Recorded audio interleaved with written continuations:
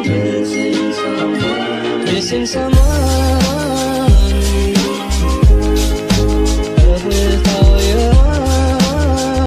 Assalamualaikum warahmatullahi wabarakatuh. My name is Hemalina Br Pulungan. I'm from 3 Class English Education Department. Okay, in this time I will explain to you the material, and this is my assignment for intermediate English grammar. Okay, the chapter is adjectives. What is an adjective? Adjectives are words that describe the qualities or states of being of nouns, like enormous, dog-like, silly, yellow, fun, and fast. They can also describe the quantity of nouns, like many, few, millions, 11. So, adjective modify nouns. Most students learn that adjectives are words that modify or describe nouns. Adjectives do not modify verbs or adverbs or other adjectives. For example, Margot wore a beautiful hat to the bee eating contest. Furry dogs might overhead in the summertime.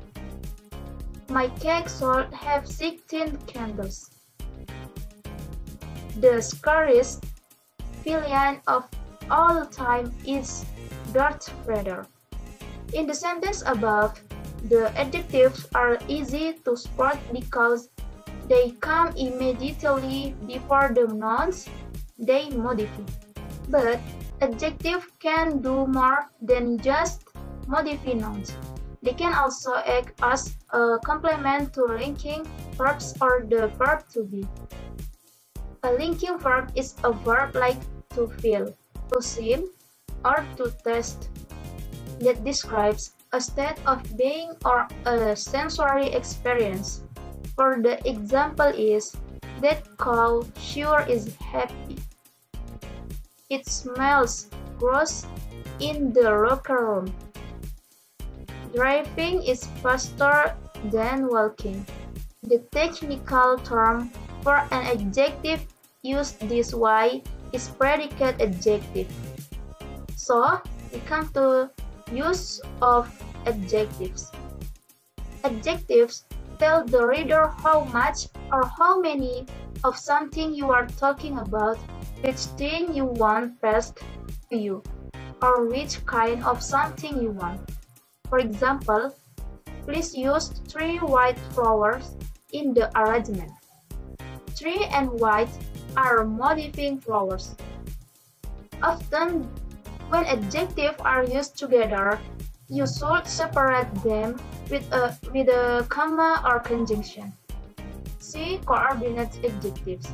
For more detail, you can see in the example. I'm looking for a small, good-tempered dog to keep as a pet. So, degrees of comparison. Adjectives come in 3 forms: absolute, comparative, and superlative. First, absolute. Absolute adjective describe something in its own right. So, comparative adjectives. Unsurprisingly, make a comparison between 2 or more things. For most one-syllable adjectives, the comparative is formed by adding the suffix "er" or just "are" if the adjective already ends with an "e". For 2-syllable adjectives ending in "y", replace "y" with "er". For multi-syllable adjectives, add the word more. Superlative adjective indicate that something has the highest degree of the quality in question. One-syllable adjective becomes superlative by adding the suffix "s" or just "st". For adjectives that already end in "e", Two-syllable adjective ending in y replace y with es. Multi-syllable adjective add the word most. When you use an article with a superlative adjective, it will almost always be the definite article rather than a or an. Using a superlative inherently indicates that you are talking about a specific item or items. For example, a color guy, a measure desk, a more mischievous cat, more garrulous squirrels. So, coordinate adjectives. Coordinate adjectives should be separated by a comma or the word and. Adjectives are said to be coordinate if they modify the same noun in a sentence. For example, this is going to be a long, cold winter. But just fact that two adjectives appear next to each other doesn't automatically mean they are coordinate. Sometimes an adjective and a noun form a single semantic unit. For example, my cat, Goober, loves sleeping on this tortured woolen sweater. No one could open the old silver locker. In some cases, it is pretty hard to decide whether two adjectives are coordinate or not. But there are a couple of ways you can test them. So, another way to test for coordinate adjectives is to try switching the order of the adjective and saying if the first still works. In the second sentence, you would say, no one could open the silver old lock. You can reverse the order of the adjective because silver locket is a unit that is modified by old. So, when nouns become adjectives and adjectives become nouns. One more thing you should know about adjective is that sometimes a word that is normally used as a noun can function as an adjective. Depending on displacement, for example, never try to pet someone's wet dog without asking permission first. Wet is a noun, but in this sentence it modifies dog. It works the other way too. Some words that are normally adjectives and function as nouns.